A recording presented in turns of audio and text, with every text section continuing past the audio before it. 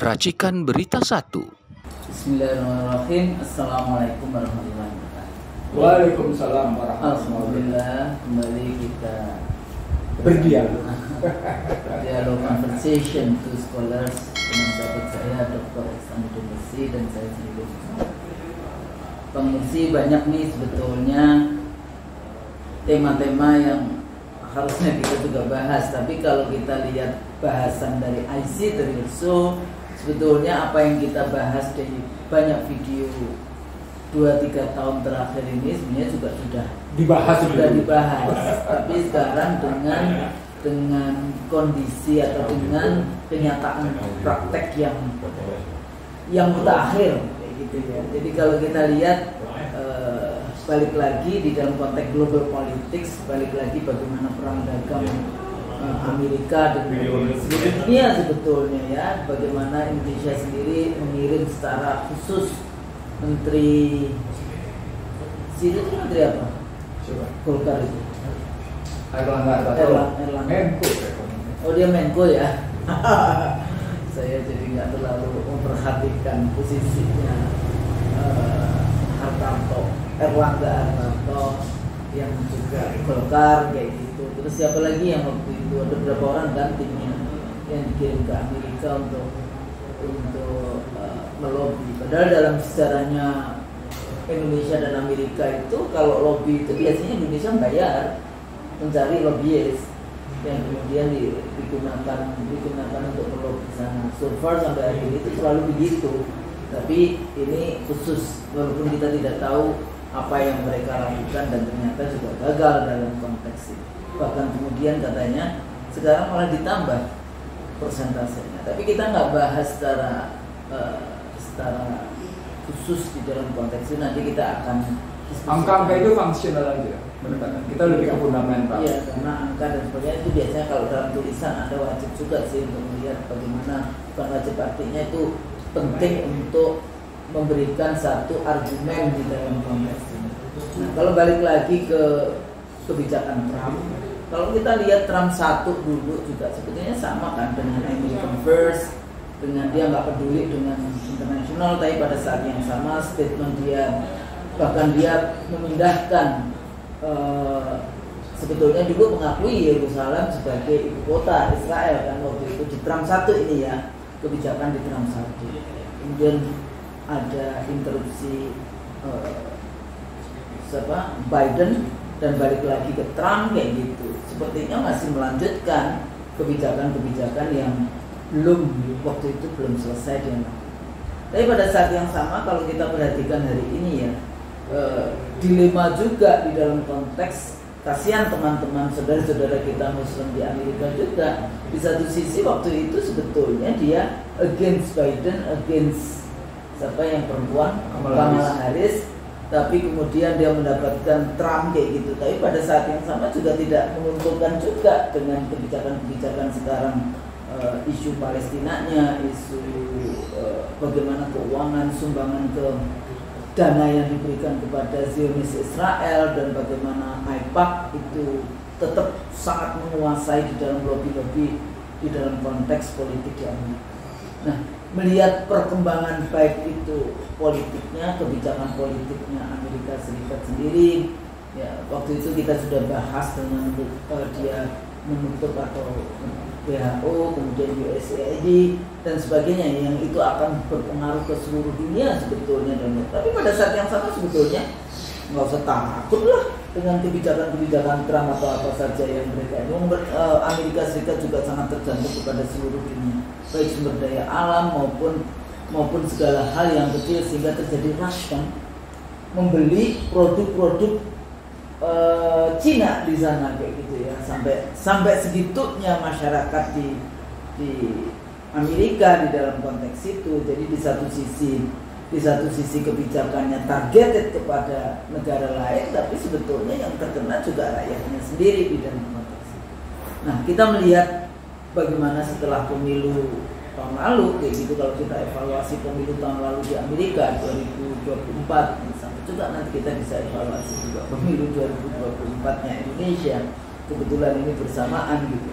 Nah, sejauh mana sebetulnya kalau kita mau melihat apa dampak atau dari perkembangan, jadi sebenarnya bukan belum pada level dampak kayak gitu, karena itu kan baru dikeluarkan itu kebijakannya ke seluruh dunia, tarif barrier yang dilakukan. Tapi pada saat yang sama juga sudah mulai gitu bagaimana respons, sampai kemudian katanya sudah katanya nggak mau kan si Jinping bernegosiasi juga nggak mau, karena Trump sendiri pertama juga mengatakan kan nggak ada negosiasi dan sebagainya. Sekarang Amerika sendiri yang meminta negosiasi ke China. Nah, kalau dilihat dari berbagai macam pertarungan global, trade war-nya, dolar, bagaimana dolar bermain di situ, terus bagaimana juga apa dampaknya baik di level masyarakat Amerika Serikat dan kemudian di globalnya, dan kira-kira lesson learn apa kayak gitu yang kita pelajari dari pertarungan global, baik dari model leadership model Trump kayak gitu ya, yang ada kesombongan tersendiri sebagai penguasa superpower, merasa penguasa superpower, tapi pada saat yang sama juga sangat tergantung kepada banyak negara-negara dunia ketiga yang seringkali kita bahas di dalam video-video kita sebelumnya. Karena teori-teori yang kita bahas dari political economy derived from pemikiran-pemikiran yang memang itu berasal dari pengalaman Barat, dalam konteks itu terutama pengalaman Amerika Serikat, karena model neoliberal yang paling terlihat diimplementasikan kan model Amerika. Dengan wajah sekarang Amerika seperti ini, kira-kira lesson learn kita bagaimana, dan bagaimana sebetulnya kita membaca perkembangan dari kebijakan Amerika Serikat sendiri. Pada saat yang sama juga nanti kita lihat kira-kira ada nggak sih pengaruh apa ya, kunci gitu ya, pengaruh itu terhadap negeri kita, terutama kalau kita bahas. Jadi kita bacanya gimana nih Pak? Oke. Di 2023 saya diundang oleh beberapa kalangan tentang bagaimana situasi yang terjadi di Amerika ketika waktu itu Biden menunjukkan keberpihakan kepada serikat pekerja dan keberpihakan pada serikat pekerja di sana. Itu seolah ada pergeseran keberpihakan dari Wall Street ke pihak pekerja. Tapi pada saat yang sama saya melihat paycheck sebagai upaya Amerika mengatasi kesenjangan yang langsung masuk ke rekeningnya warga negara Amerika itu juga gagal. Nah, padahal itu sebetulnya bagian dari upaya mengatasi kesenjangan. Nah, cerita seperti itu membuat saya, sebelum saya sampaikan ke beberapa forum dan akhirnya saya sampaikan ke kalangan pemuka Asia Tenggara yang diambil oleh Mahathir Mohamad juga waktu itu, saya mencoba mundur ke belakang. Saya mundur ke belakang dari New Deal yang dibangun oleh Franklin Roosevelt, dibangun oleh Eisenhower. Jadi dari mulai Perang Dunia Pertama, Perang Dunia Kedua, gitu ya, Amerika yang mulai mengambil alih peranan Eropa, khususnya peranan Inggris, gitu, itu mencoba membangun satu tatanan baru, dan tatanan baru itu digagas oleh Bretton Woods sebagai upaya untuk membangun global dengan gagas pemikiran New Deal, dan kemudian dengan gagas pemikiran Marshall Plan, dengan gagas pemikiran Plaza Accord, dan akhirnya di era Reagan dibangun gagas Reaganism, Washington Consensus, yang berujung pada cerita di awal abad 21 Amerika sesungguhnya sudah mengalami tanda-tanda kegagalan di awal abad 21. Jadi ketika justru mereka memainkan posisi playing victim, pada peristiwa 9/11 gitu ya. Iya. Pada peristiwa 11 September 2001 flying victim itu sesungguhnya gambaran bahwa Amerika sebenarnya sudah dalam posisi jejak langkah yang salah.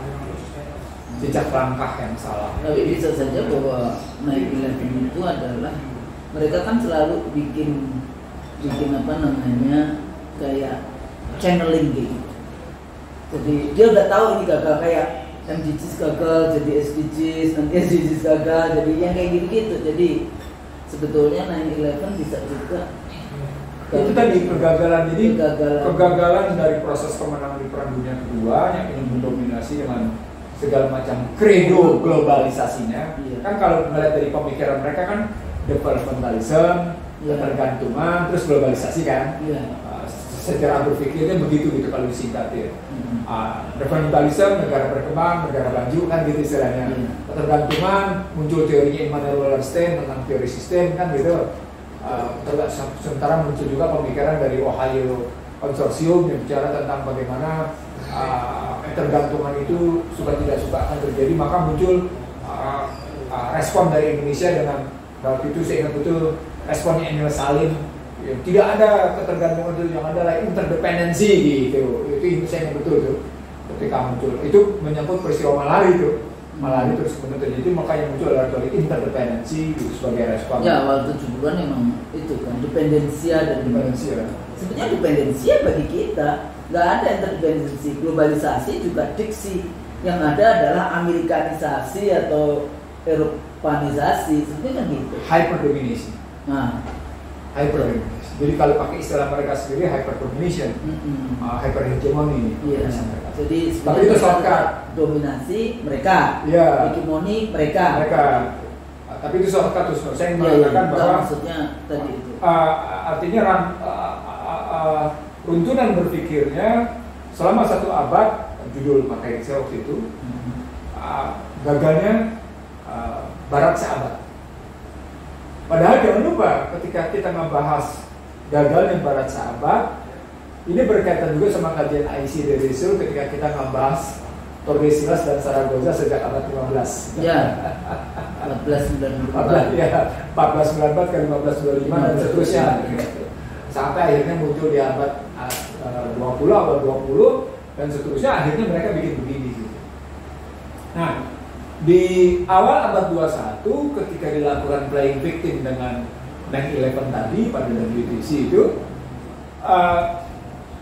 justru muncul dari kalangan mereka sendiri bahwa perilaku war on terror yang sesungguhnya berisi teror terhadap Islam gitu ya, seperti itu sebenarnya melahirkan satu kondisi, ini menarik di sini. Sebenarnya melahirkan satu kondisi yang memantik, di sini. Ini kajian ini loh. Ya, yang memantik munculnya perlawanan dari musuh-musuh potensial Amerika. Iya. Ini kita pernah ngomongin di awal-awal isu dari riset. Kita pernah ngomongin itu karena pernah di bahan kuliah di tempat Husnul. Bagaimana kebijakan Amerika justru memantik perlawanan dari musuh-musuh potensial Amerika. Siapa itu? 2004 itu teridentifikasi 8 negara musuh-musuh potensial Amerika yang melakukan perlawanan. Irak sudah kalah kan, tapi cuma tinggal muncul di situ Cina, Rusia, Iran, gitu ya. Cina, Rusia, Iran, Korea Utara, di situ Brazil, di situ disebut di situ Brazil. Terus ada lagi beberapa negara Amerika Latin, gitu ya. Yang memang tidak berpihak, ada 8, tapi saya ingat keras sekali gitu ya. Itu 4 negara, Rusia, Cina, Iran, Korea Utara, Brazil, Syria, Irak sudah tidak dihitung karena sudah jatuh, gitu, walaupun masih ada perlawanan. Ada beberapa lagi, tapi itu muncul dalam, silakan lihat di National Defense Strategy of US 2004. Jadi kalau kita lihat National Defense Strategy of US, mereka sudah mencanangkan, mereka sudah menyatakan bahwa musuh-musuh potensial Amerika itu bangkit. Posisi begitu gitu ya, dan itu disalahkan kepada kebijakan Jacob Bush. Nah, padahal pada saat itu George W. Bush menang pada pemilu 2004 di 2008 untuk 2004-2008 melawan Al Gore dengan cara ini menarik di sini, dengan cara memberikan fasilitas kredit murah kepada imigran.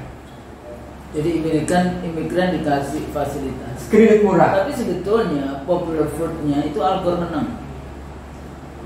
Ya, tapi sistemnya mereka kan dengan electoral college, tapi jumlah rakyat pemilih yang memilih Al Gore itu lebih banyak dibandingkan Bush. Saya nggak punya data soal itu, tapi data yang saya secara ekonomi adalah ya, yang saya punya data adalah Al Gore kalah karena cara George W. Bush pidato Republik waktu itu memberikan fasilitas kredit murah kepada imigran dengan jutaan gitu sehingga dia menang. Tapi ini dampak kredit murah ini nanti kejadiannya pada cerita kegagalan ekonomi. Di 2008 terasa. Nah dari 2004 sampai dengan 2008 itu muncul kajian ekonomi politik yang dalam luar biasa. Antara lain misalnya cerita tentang tadi kemunculan musuh-musuh potensial Amerika melakukan perlawanan. Jangan salah, pada 2004 itu Cina sudah dinyatakan sebagai kalian kami benci tapi barang kalian kami rindukan. Itu dan mulai terbuka kan dalam konteks investasi. Kalau kita ngomongin itu kan produksi itu ekonomi produksi. Itu karena Cina sudah dibawa ke WTO oleh Amerika. Maka kemudian Cina menambah kemana-mana. Jadi artinya ketika revolusi budaya yang terjadi di Cina betul-betul menata dirinya untuk siap bangkit pada industri manufakturnya. Nah ini nanti berkaitan nih sama posisi Amerika yang industri manufakturnya mengalami penurunan habis-habisan sejak mereka menerapkan model neoliberal. Ini menarik di sini. Dan mereka bergeser ke teknologi high tech. Jadi sejak Reagan itu. Nah, cerita 2004 seperti itu, Al Gore kalah. Al Gore kemudian dikasih mainan. Mainannya adalah global climate change. Jadi Al Gore kemudian pidato ke seluruh dunia dengan tematik unconvenient truth. Pidatonya adalah satu kebenaran yang tidak menyenangkan bahwa iklim global telah terjadi perubahan. Karena itu dunia harus mengatasi perubahan iklim ini. Padahal kalau pakai Naomi Klein, gitu ya, pakai Naomi Klein, cerita pakai kajian teman-teman yang ada bicara tentang ekonomi lingkungan, cerita tentang perubahan lingkungan itu pada akhirnya adalah shock doctrine. Apa itu shock doctrine? Jual kecemasan, maka akan beli perlindungan, gitu. Jual ketakutan. Soft power, iya, jual. Mereka akan beli itu. Mereka akan beli perlindungan, itu bahasanya. Tapi itu gaya-gaya Yahudi sebetulnya. Ya memang itu dilakukan mereka. Soft power itu memang mereka kayak gitu kan dengan segala macam ketakutan yang di. Nah, dari riwayat seperti itu di 2004 Amerika sudah mengalami namanya kekalahan perang dagang di 250-an US dollar. Nah di 2008 kekalahan perang dagangnya sudah 323 miliar US dollar. Juli itu, maka kemudian mereka memukul lewat yang namanya harga energi. Harga energi waktu itu mencapai 147 dolar per barel dengan harapan, ini yang tidak diduga oleh Amerika, dengan harapan Cina akan terpukul karena naiknya harga energi yang mereka mainkan. Saat itu Amerika masih punya ketergantungan pasokan energi dari 5 negara. Kanada, Saudi Arabia, Kuwait, Irak, kemudian satu lagi saya lupa. Jadi ketergantungan Amerika pada 5 negara dari pasokan energi itu dianggap terjadi yang hal sama pada Cina. Padahal Cina punya kontrak jangka panjang untuk melakukan penyediaan yang namanya energy security, bahkan sudah sampai pada yang disebut dengan resilience energy. Jadi Cina, maka kemudian ketika harga energi naik 140 dolar per barel di Juli 2008, Cina tidak terpukul. Tapi tetap terjadi namanya situasi di mana kekalahan perang dagang Amerika terhadap Cina mengakibatkan apa yang disebut dengan global financial crisis. Semua ekonom di dunia, hampir semua 99% menyepakati bahwa 2008 adalah global financial crisis. Saya dalam kuliah saya di berbagai tempat saya menyatakan penyebab global financial crisis adalah karena Amerika kalah perang dagang dengan Cina. Dan kekalahan perang dagang itu mengakibatkan layoff-nya sejumlah tenaga kerja. Layoff-nya tenaga kerja mengakibatkan mereka tidak bisa bayar utang ke dari subprime mortgage. Dari subprime mortgage tidak bisa bayar, kemudian ke Fannie Mae, ke Freddie Mac, terkena finansial. Gitu. Habis itu dia lain lagi penyelesaiannya Arab Spring. Oh, itu 2010. Ya 2009 udah mulai. 2011. Arab Spring itu 2010-2011. Artinya mereka sedang memperbaiki sebenarnya dalam rangka mencetak uang dengan Arab Spring sambil memainkan politik. Poinnya adalah di 2008 mereka terkena, mereka lakukan Arab Spring 2010-2011 gitu ya. Nah, di situ keluar isu setelah Arab Spring. Apa isu besarnya? Bank Dunia menyatakan ethics in action. World Economic Forum menyatakan apa? Polarisasi sosial makin tinggi. What's the point? Poinnya adalah ketika mereka menyadari neoliberal telah mengakibatkan korporatisme. Apa itu korporatisme? Pasar semuanya didikte oleh kekuatan korporasi. Negara berhasil mereka singkirkan peranannya, maka terjadilah ketimpangan. Itulah keluar kata-kata World Economic Forum. Polarisasi sosial makin tinggi, yang sebenarnya pengakuan tentang tingginya Gini rasio. Sementara pengakuan Bank Dunia tentang ethics in action sebenarnya mengakui bahwa yang namanya China telah berhasil menunggangi WTO sehingga dia menikmati surplus perdagangan dengan berbagai negara. Nah, itu terjadi antara 2010 ke 2015. Nggak puas di situ Husnul. 24 Agustus 2015 terjadilah apa yang disebut dengan Black Monday. Black Monday itu adalah serangan pasar modal Shanghai dengan harapan yuan renminbi jatuh, gitu ya. Cina pasar modalnya jatuh, ternyata enggak. Tagihan luar negeri Cina saja yang menurun dari 1,4 triliun US dollar menjadi tinggal 1,14. Artinya sekitar 260 miliar US dollar. Cina berhasil menahan kekuatan renminbi, gitu ya. Yang terpukul berikutnya ada apa? Rubel jatuh memang. Jadi ada dua pukulan. Pukulan pertama terhadap sisi pembayaran, pukulan kedua terhadap nilai tukar. Tapi justru di situ membangkitkan pemahaman. Apa pemahamannya? Tidak bisa lagi tergantung pada sweet code dan dolar. Di situlah muncul de-dolarisasi. Di situlah muncul kemudian masuk dalam posisi Belt and Road Initiative. What's the point? Poinnya adalah cerita tentang war on terror sejak 2001 sampai dengan cerita 2010 sampai bahkan 2015 sesungguhnya mengakibatkan makin kokohnya perlawanan terhadap Amerika. Maka keluarlah bukunya James Petraeus, The Decline of US Empire. Gitu. Itu 2015. Jadi sejak yang namanya Black Monday terjadi 24 Agustus 2015, James Petraeus menulis The Decline of US Empire. Menurunnya peranan Amerika di situ. Nah, disitulah kajian saya muncul, loh, ini kok makin kelihatan gitu. Maka sebelum terjadi COVID, saya membawa materi saya kemana-mana. Saya kasih judul gagalnya Barat Sahabat. Nah, gagalnya Barat Sahabat itu dipertahankan mereka untuk menahan habis. Disitulah muncul yang namanya Donald Trump 2016-2020. Setelah Obama bersama dengan yang namanya jatuh ke Bush, Obama dua periode, jatuh ke Bush 2 periode, gagal mengatasi dengan bailout-nya, gagal mengatasi dengan kuantitatif easing-nya, gagal mengatasi dengan yang namanya quantitative easing itu uang murah. Bagaimana Treasury jual surat murah dibeli oleh Federal Reserve dengan Amerika Serikat, tapi juga gagal di situ. Nah, situasi itu digunakan oleh Trump untuk kembali. Maka Trump pada periode itu seperti yang tadi disebut punya 5 isu. Isu politiknya adalah ini mana di sini. Pusat spiritual bumi adalah Yerusalem. Itu Trump periode pertama. Ulang. Pusat spiritual bumi adalah Yerusalem. Bahasa mereka ngomongnya apa?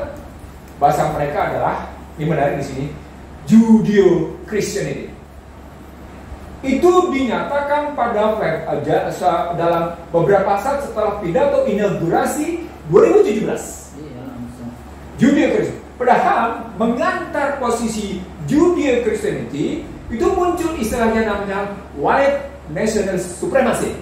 Wah, dahsyatnya. Jadi menghantar posisi Judeo Christianity itu tesis besarnya adalah white supremacy. Muncul istilah live black matter. Gitu. Ingat cerita tentang orang hitam yang ditekan pakai dengkul yang oleh seorang polisi sampai akhirnya mati?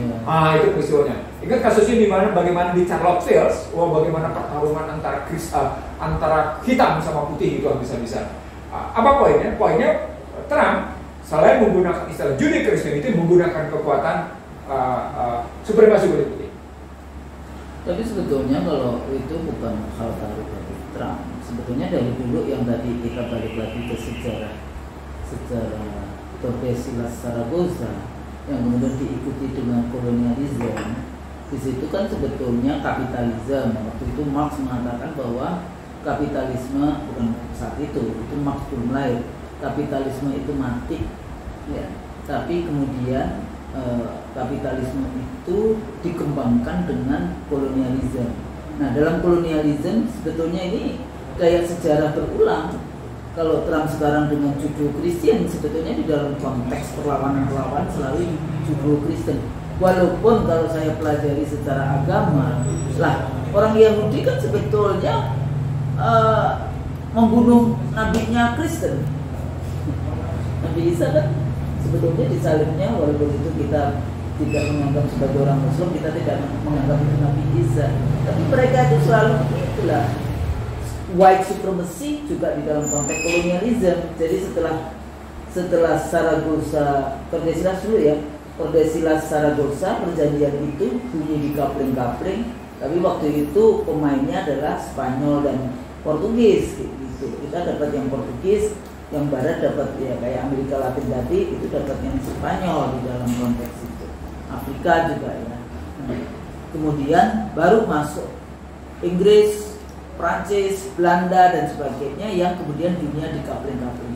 Sistem jahat dunia itu sudah ada. Jadi tadi yang white supremacy.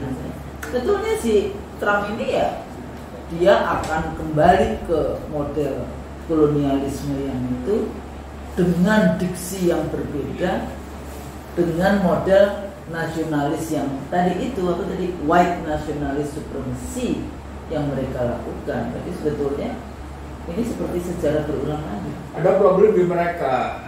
Problem di mereka itu dengan Martin Luther King yang demikian rupa sukses mengangkat kulit hitam, dan mereka tidak suka dengan dalam tanda petik ketidaksukaan yang tersimpan dengan munculnya Obama sebagai presiden kulit hitam pertama di Amerika.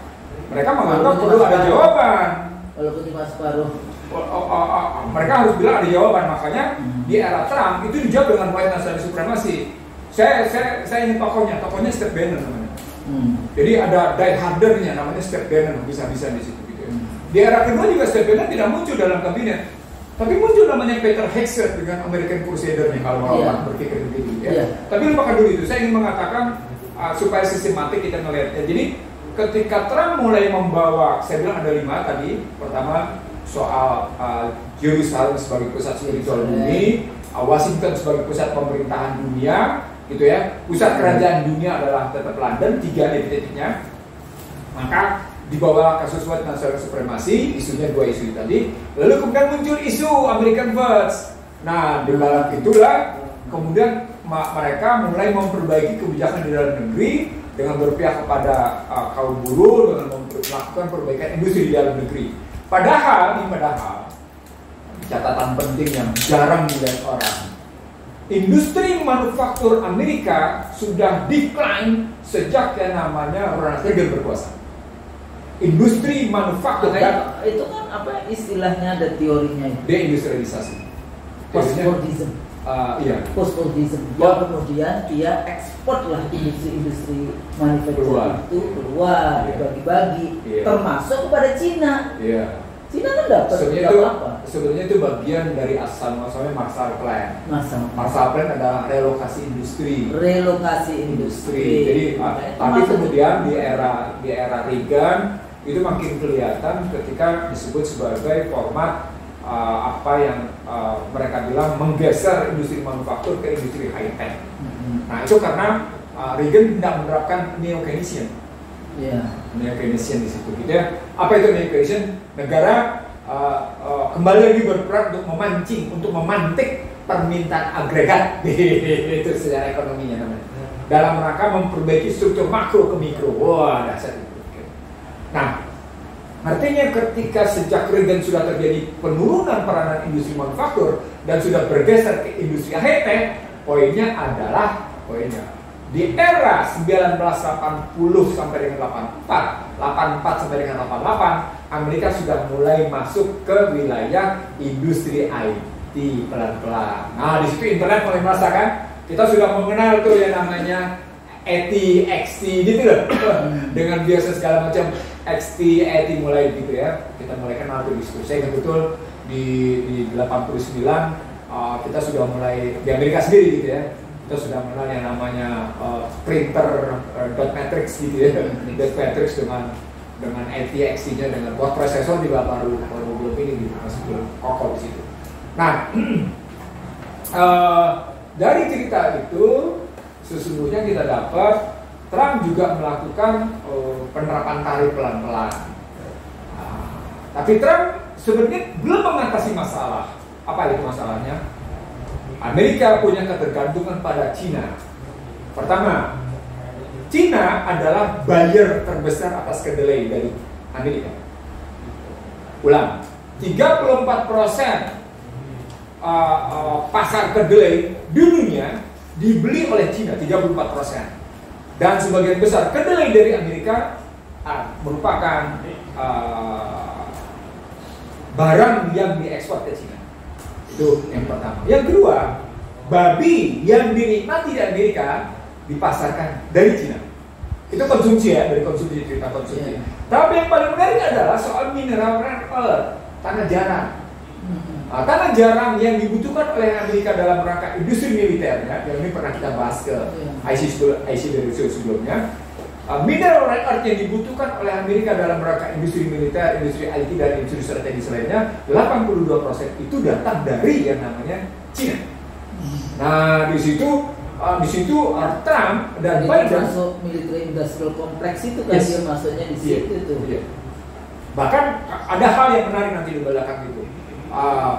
Dari situ suka tidak suka kelihatan Amerika terganggu posisinya.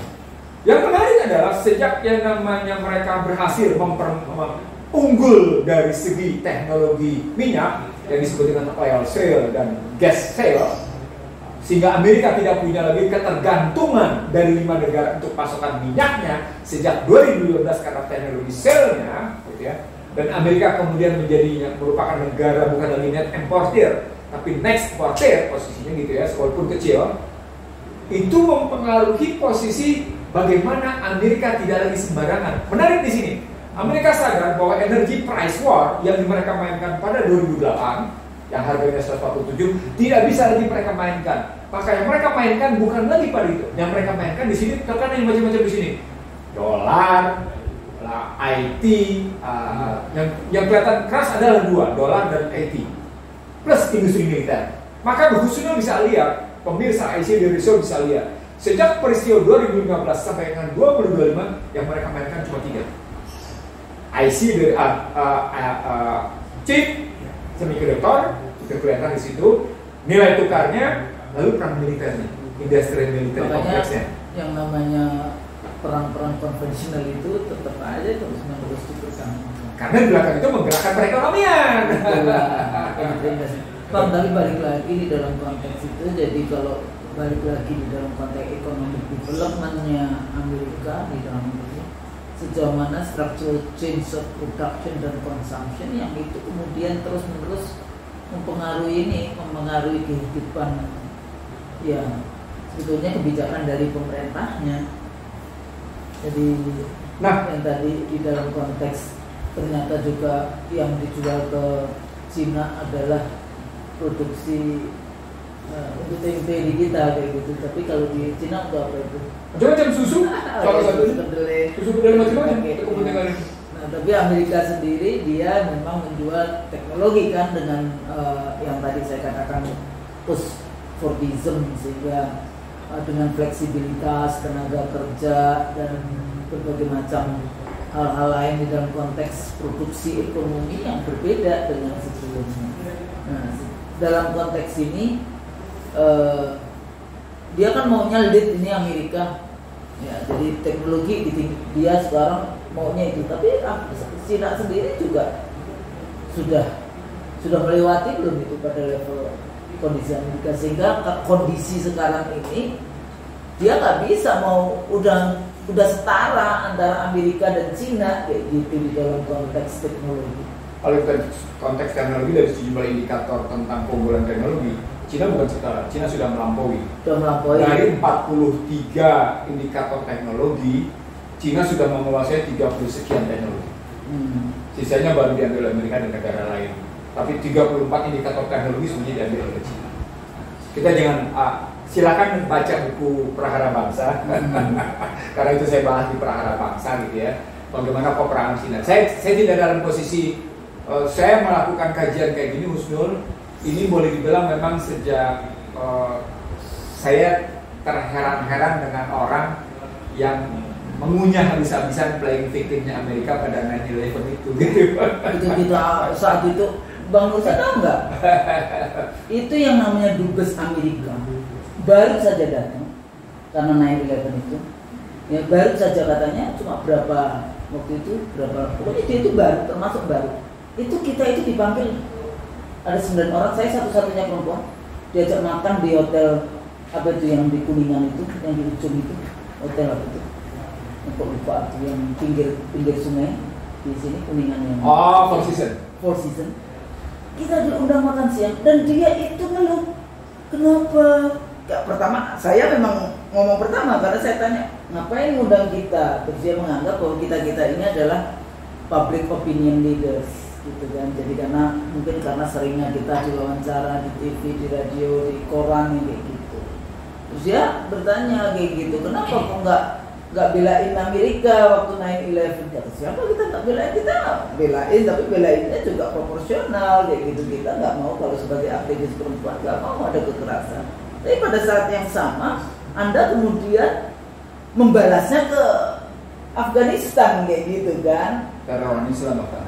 Terus kemudian seluruh dunia war on teror dan sebagainya seperti itu. Jadi ya kita ini seimbang aja bicaranya di dalam konteks itu.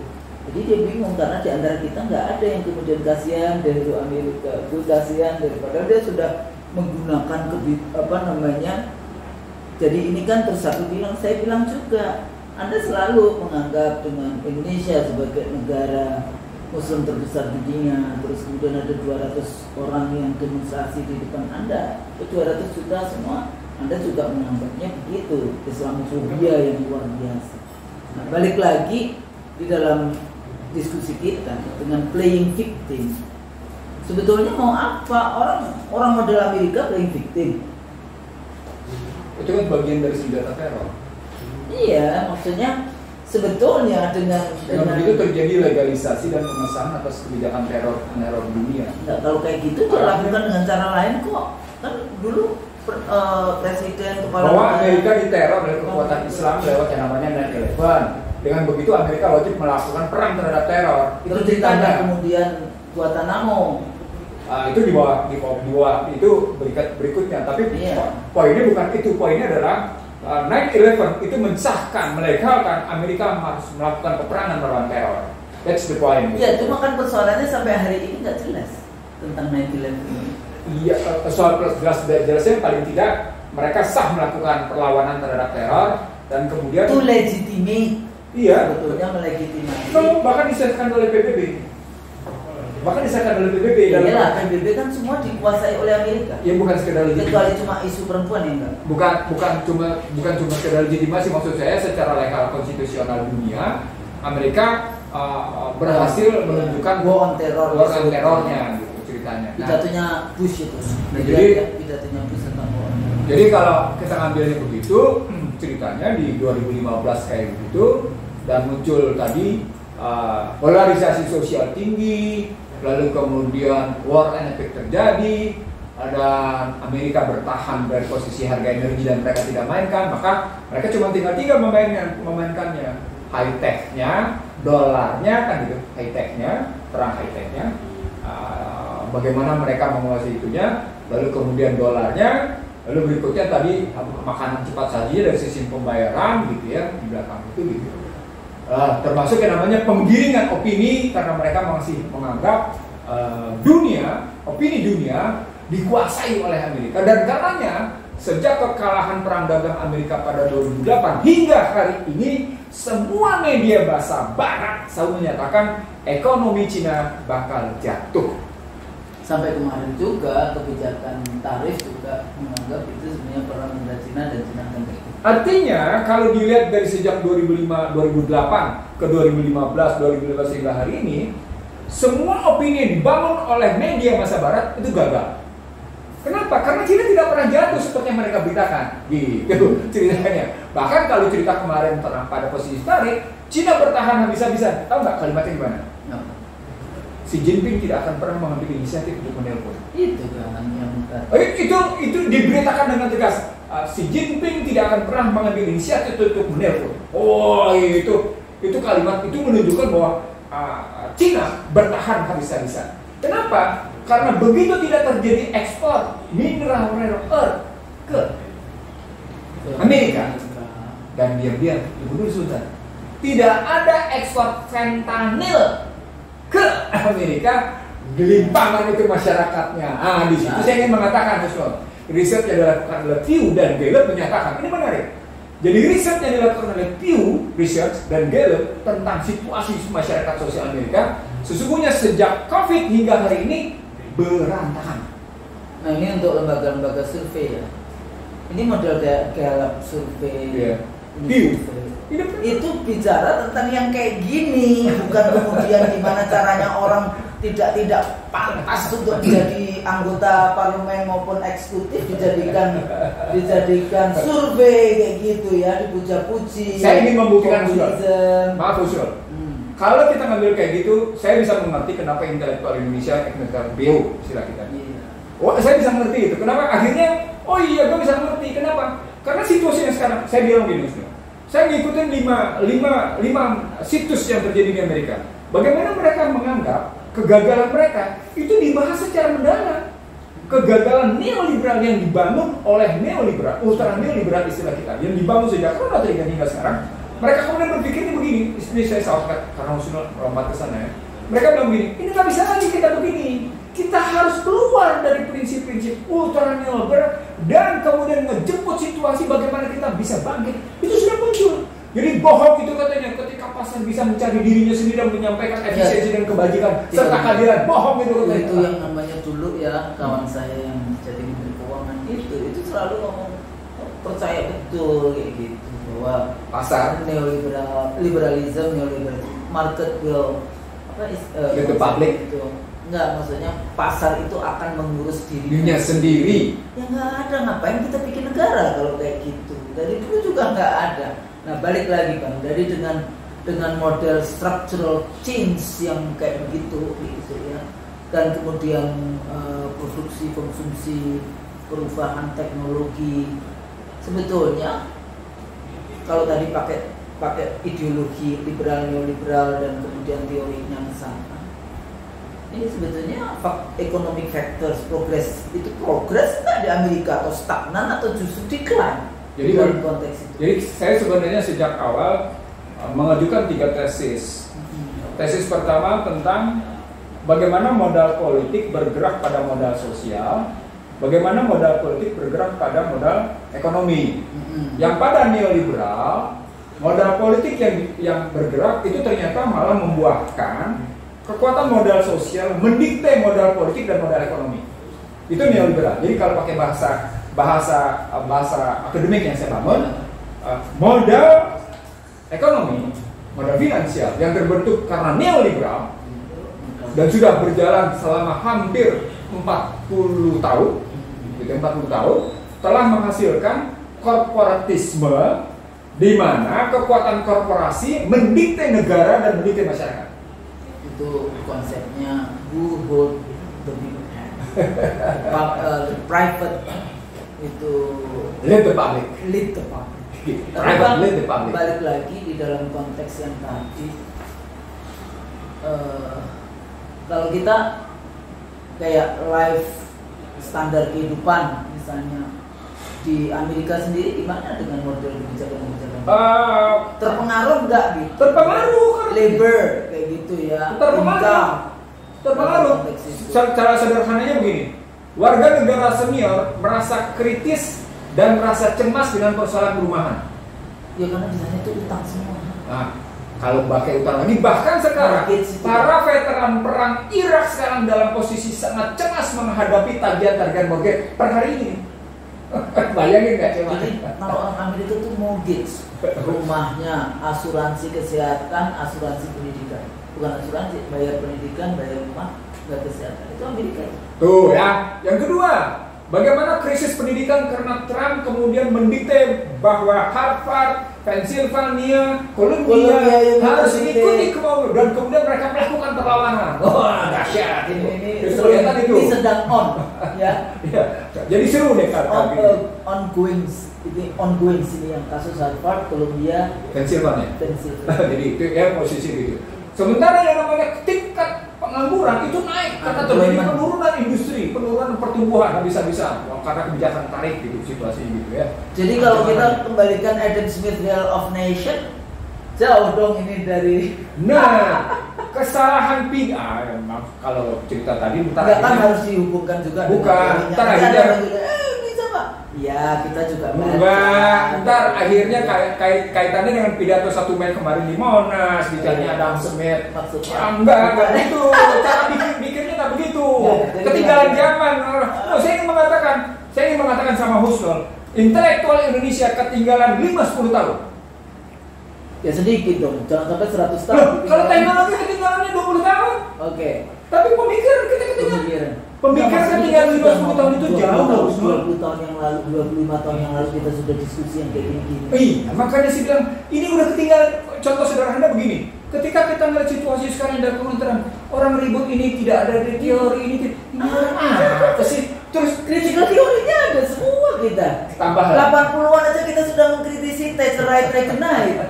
Sehingga keluar faktor-faktor kita udah kritisi waktu itu. Iya, tambah lagi dengan cerita betapa Amerika sekarang ini gagal, neoliberal, dan karena itu kita mau kemana? Kita mesti kayak gimana? Yang mereka sebut sebagai the pulse of neoliberalism.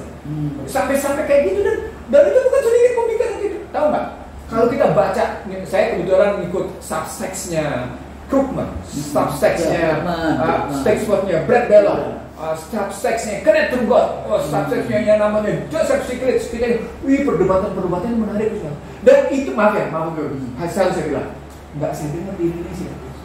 Coba kebayang nggak? Sementara pikiran-pikiran mereka tentang ada tesis 11-nya di sini. Tentang pikiran-pikiran mereka tentang situasi mereka sesungguhnya sudah diadaptasi, sudah diadopsi dalam ekonomi konstitusi bahwa tidak mungkin menyingkirkan peran negara dalam perekonomian. Coba tuh. Gila ya kita punya UN. Gimana cara berpikir? Apalagi sekarang gitu ya, kita mau melihat nih bagaimana cara mengatasi situasi Trump yang kemudian kebingungan sendiri akan kebijakan tarifnya gitu.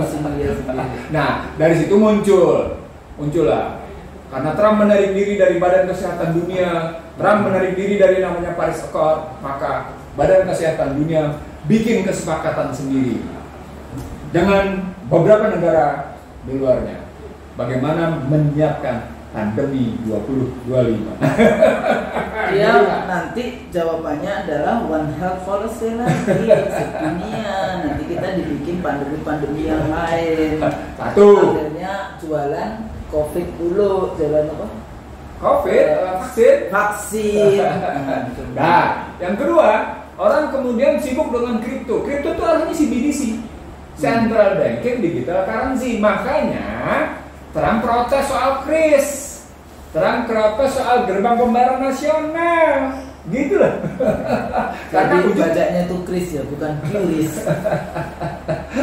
Baca, ya kita ikutin orang Indonesia dia bacanya KRIS, gitu QRIS. Kalau QRIS kan bahasa sana.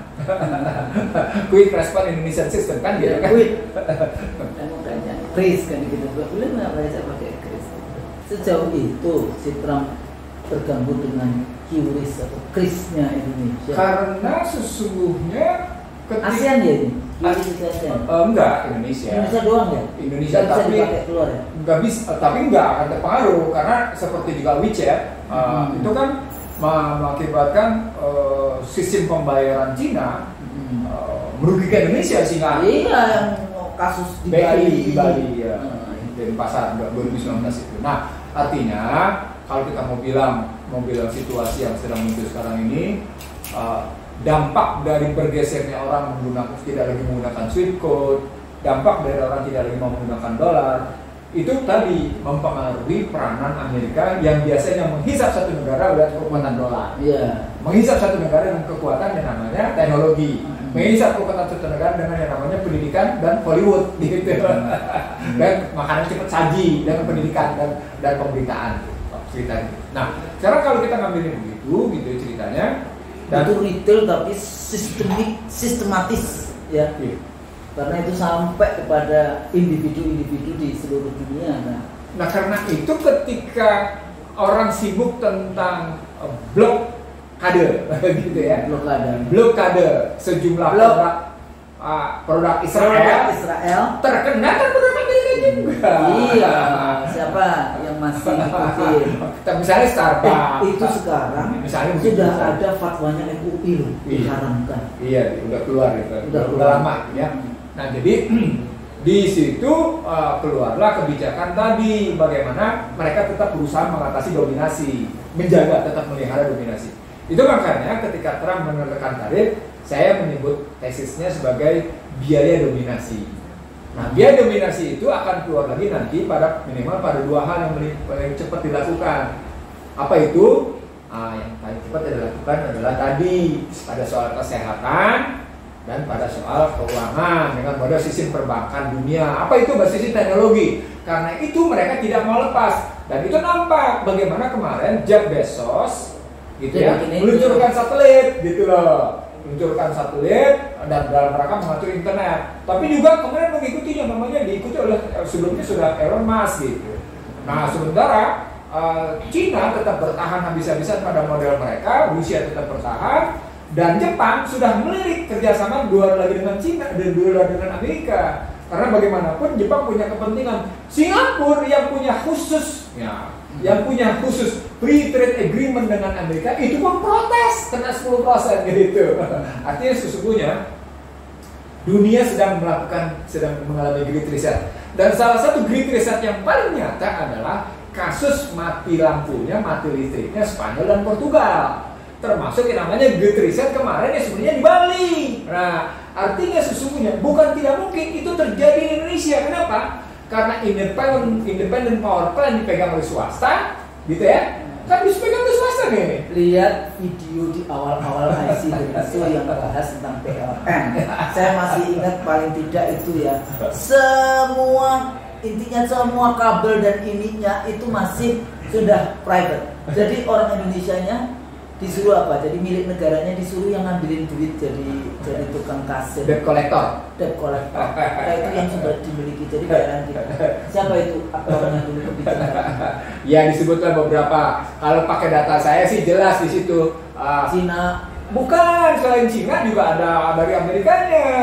Bahkan kalau pakai datanya USAID jelas di situ disebut di situ Kuntoro Mampu Subroto, Purnomo Yasgiantara, Susilo Bambang Yudhoyono.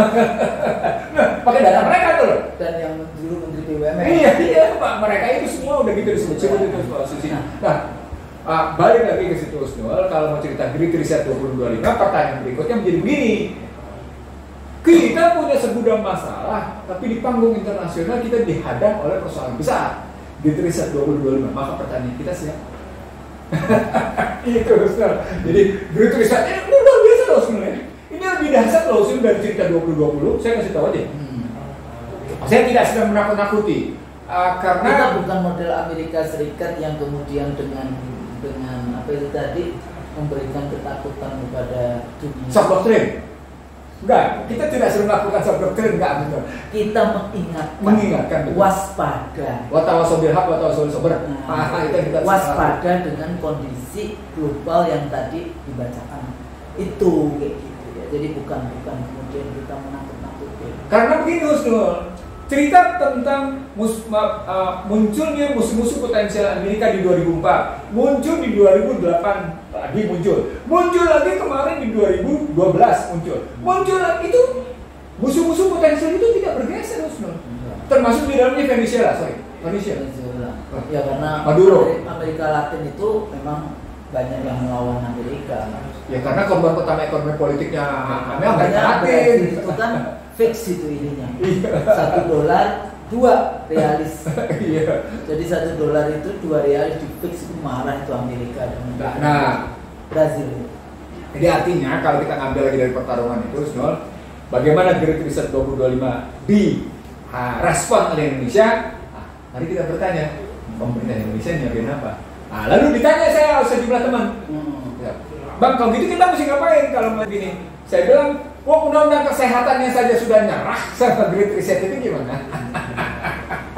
Undang-undang terakhir loh, itu yang maksudnya dari sekian kita itu kan waktu itu banyak bicara tentang undang-undang COVID, KUHP, kemudian RUU KUHP, IKN, Minerba, terus itu yang namanya undang-undang Cipta Kerja. Ya, Cipta Kerja. Yang kita seringkali plesetkan jadi undang-undang apa? Cipta Kerja. Ciptaker itu dulu bukan Cipta Kerja, namanya apa? Cilaka, kayak gitu, undang-undang Cilaka waktu itu sekali Cipta Kerja. Kemudian yang terakhir itu undang-undang kesehatan. Ingat nggak? Yang kita juga sudah bahas, kita selalu semuanya mengarah kepada industri kapitalisme. Nggak ada urusan Pancasila dan sebagainya. Tapi gini Bang, saya itu juga agak bukan worry dalam arti gini ya, kalau kita percaya Allah itu kekuasaan selalu dipergilirkan. Jadi Amerika nggak usah lo terlalu ini. Satu saat kamu akan dipergilirkan, baik dengan Cina maupun dengan yang lain. Tapi pada saat yang sama sekarang ada nih politisi kita kan banyak banget ini, kemudian belajar dari Amerika, dari Cina, melihat bagaimana pembangunan infrastruktur. Tapi kan semuanya masih materialisme. Nah, kalau kita mau mempersiapkan tidak hanya model pemerintah Indonesia menghadapi 2025 Great Reset, bukan reset, seperti reset kayak gitu, reset kayak gitu kan, itu tidak hanya pada level materialisme, tapi juga pada level mempersiapkan kualitas dari manusia-manusia Indonesia. Itu bagaimana? Jadi jangan kalau melihat Barat kayak gitu ya, pembangunan dia nggak tahu dulu dia.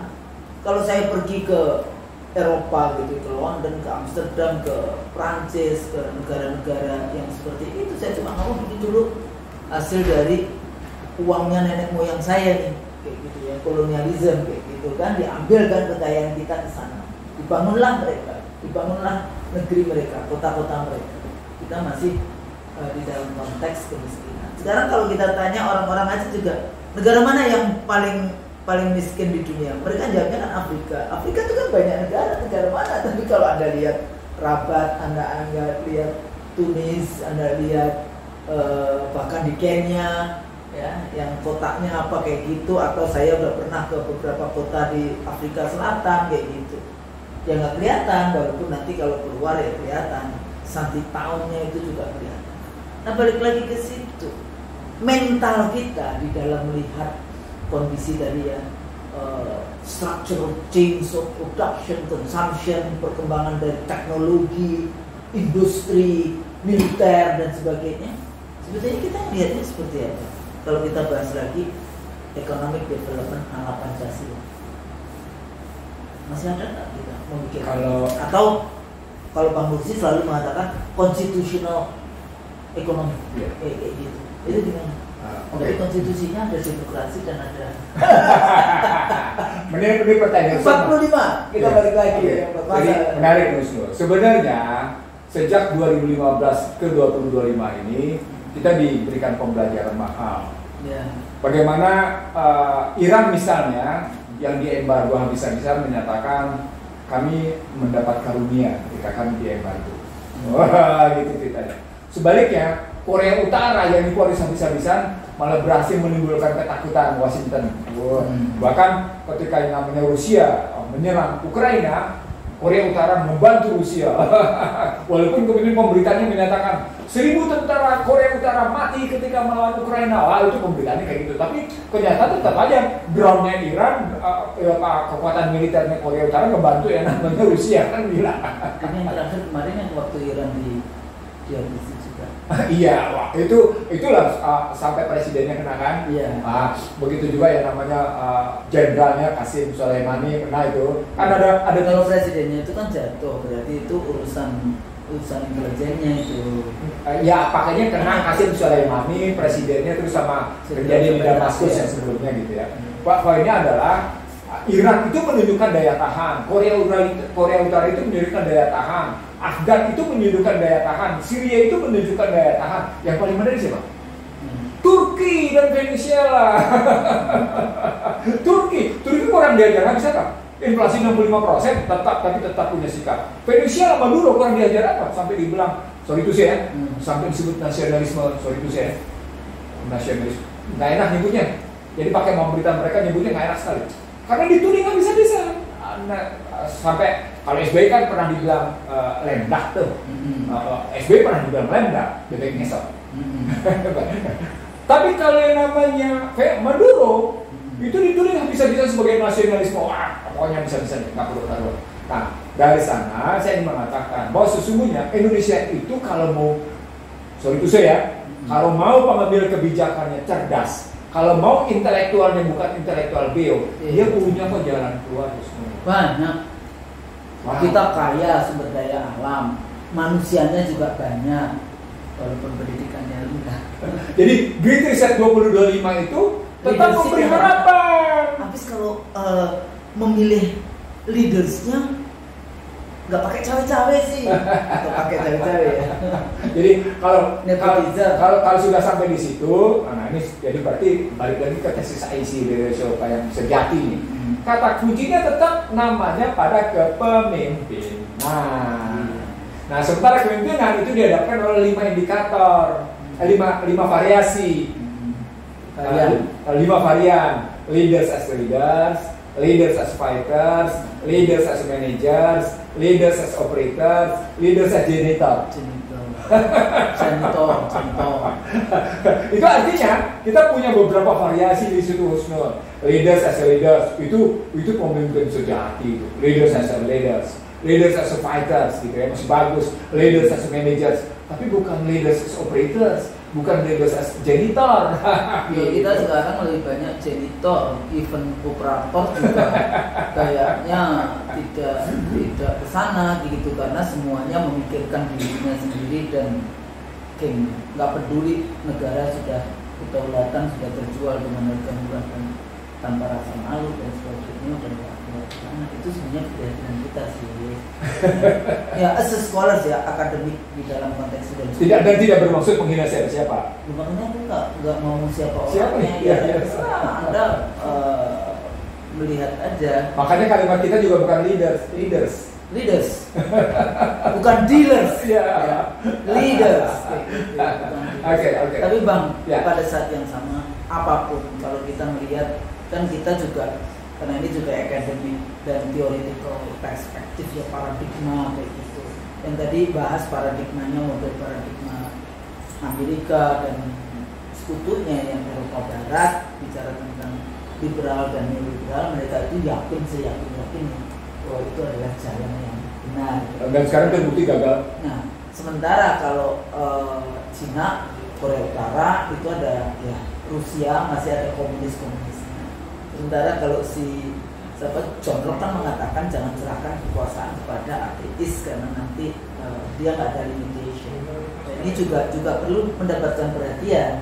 Gitu. Jadi kalau kita bicara tentang kiblat dari pembangunan, kiblat dari gimana sih political ekonomi, mau nggak mau kalau selama ini kita selalu negara-negara dunia ketika yang kaya raya, yang kebetulan Muslim, ya harus kembali lagi.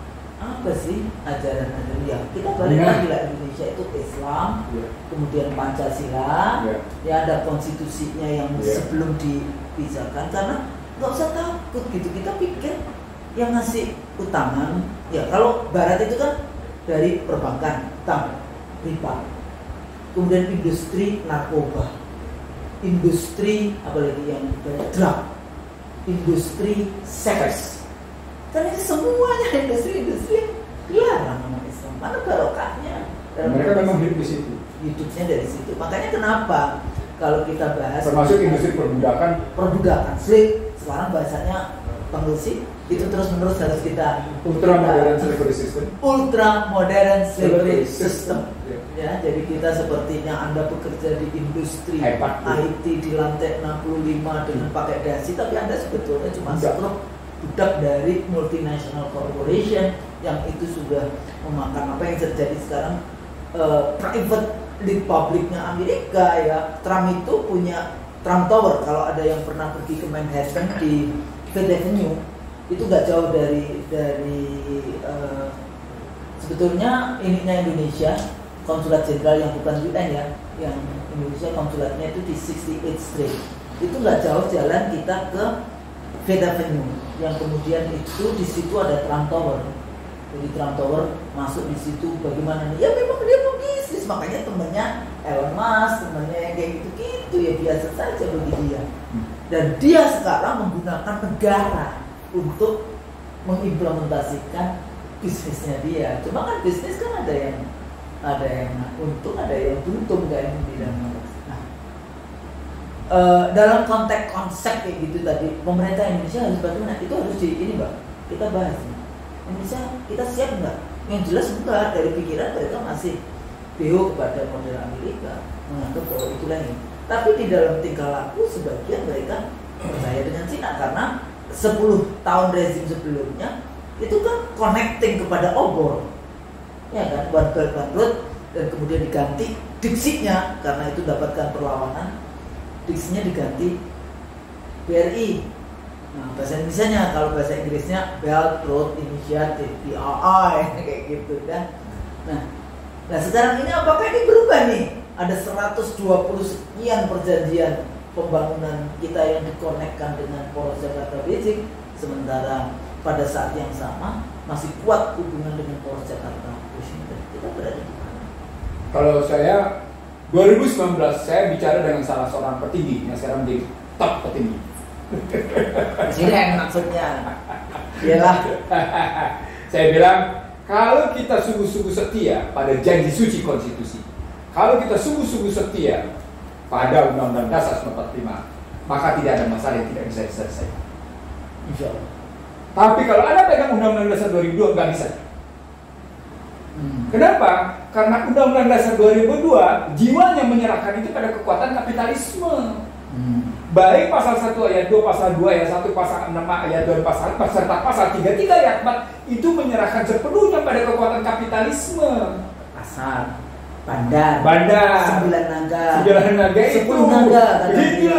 Itu makanya makanya sebenarnya ini pembahasan kedua nih nanti. Tapi karena beda. Nanti yang kedua kita nggak bahas yang persis ini enggak. Jadi poinnya kalau kita mau bilang apa jawabannya? Maaf ya Usnul ya. Izinkan saya minta maaf. Saya udah ngomong ini sih, udah Masya Allah. Bahkan sudah kita atas putih kok nyelesainnya. Begini loh, kalau pakai bahasa ICD Reso berkali-kali, mari kita padukan kekuatan modal sosial dengan modal politik dengan modal ekonomi. Maka jadilah dia himpunan modal untuk mengangkat harkat martabat bangsa. Bukan hanya modal ekonomi yang mengakibatkan korporatisme mendikte negara, state versus corporate. Wah, kan gitu kan, corporate versus state. Maka menang corporate. Itu Undang-Undang Dasar 2002. Tapi kalau itu kan tesis liberal, menang corporate. Tapi kemudian korporasinya diambil oleh negara model Beijing. Itu state capitalism. State capitalism itu dalam model Undang-Undang Dasar 1945 yang asli, yang 1845, sebenarnya membangun keseimbangan antara state capitalism, corporate capitalism, dan hybrid state and corporate capitalism yang disebut dengan cooperative capitalism. Kooperasi. Implementasi. Sebentar. Walaupun kemudian sekarang dijawab juga dengan tidak secara tepat dijawab sekarang di daerah sekarang. Tapi lupakan itu. Lupakan itu. Tapi minimal kalau kita sekarang mau menghadapi, bagaimana menghadapi? Ya suka tidak suka, Anda balik dulu ke cara berpikir para pendiri republik, karena saat itu para pendiri republik sudah sadar terjadi krisis kapitalisme. 32 dari 1913, 1914, 1914, 1929, 1932. Keluarlah tulisannya Hakta. Keluar dari krisis kapitalisme, gitu loh. Itu yang paling besar kan 32. Iya. Tapi kan itu setelah Perang Dunia Pertama ya. The abolition of Turki Osmani. Iya. Kemudian Perang Dunia Pertama, abolisi Islam, dan kemudian UN, IMF, World Bank, dan kemudian terjadi Great Reset yang economic reset yang luar biasa. Itu Bretton Woods. Nah, jadi artinya harus kalau kita tetap lagi mau mengatasi Great Reset, Great Reset 2025, ya tadi mohonlah Anda setia, mohonlah Anda tidak mengkhianati, mohonlah Anda tidak mengingkari, mohonlah Anda tidak membelakangi pembukaan Undang-Undang Dasar 45 dan batang tubuh Undang-Undang Dasar 45 beserta penjelasannya. Jangan tunduk patuh pada Undang-Undang Dasar 2002. Kenapa sih bilang? Karena berdasarkan keputusan dulu ya. Berdasarkan TAP MPR 1 2002 dinyatakan begini, Sol. Undang-Undang Dasar 45 yang telah diubah sebanyak 4 kali, gitu ya, adalah Undang-Undang Dasar 45 yang ditetapkan pada 18 Agustus 45, dikukuhkan melewati yang namanya Dekret Presiden 5 Juli, dibicarakan lagi dikukuhkan lagi dalam yang namanya paripurna DPR, kemudian di situ disebut kalimat kali dan kemudian terkait dengan Dekret Presiden 5 Juli itu kan artinya apa? Ada dua konstitusi, ada dua konstitusi. Undang-undang baru 22 dan undang-undang asli ya. Jadi begitu tuh kalimatnya itu kacaunya. Tapi lupakan itu. Ya. Saya ingin mengatakan bangsa Indonesia ini kalau betul-betul mau menjadi bangsa yang tidak munafik, itu kalimatnya. Nah, dalam rangka menjawab Great Reset 2025, maka jadilah bangsa yang tidak munafik. Jadilah pemimpin yang tidak munafik. Gitu. Walaupun secara budaya, secara materialis ya agak sulit di dalam konteks leadership. Jadi balik lagi kepada leadership, maka mau tidak mau masyarakat, rakyat, kelompok-kelompok jadi social leaders kayak gitu ya, harus gimana? Harus bangkit. Karena political leadersnya nggak bisa kalau pakai pendekatan sosiologis, ya. Pemimpin informal dan pemimpin formal tidak boleh menjadi pemimpin yang munafik. Gitu bahasa Indonesia. Dua-duanya sih. Iya. Kan saya bilang tadi, pemimpin formal dan pemimpin informal tidak boleh jadi pemimpin yang munafik. Banyak hal dalam konteks itu, jadi jangan takut kalau Anda harus dipaksa. Kayak misalnya kita di embargo. Saya yakin kok kalau Indonesia di embargo itu kecerdasan orang-orang Indonesia kan muncul. Jadi bahasanya kalau orang Jawa itu dijedotin ke tembok dulu, baru kemudian pikiran itu muncul. Gitu. Kalau sekarang dinina bubukkan dengan materi, tapi Anda lupa bahwa semuanya Anda disesatkan. Sesat. Saya pikir itu ya. Mudah-mudahan diskusi kita, dialog kita, conversation kita ini berguna. Kalau salah itu dari kami berdua.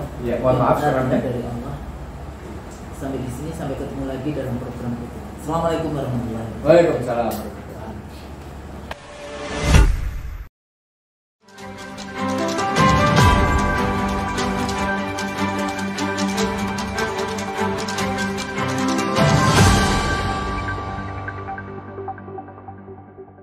Racikan Berita 1.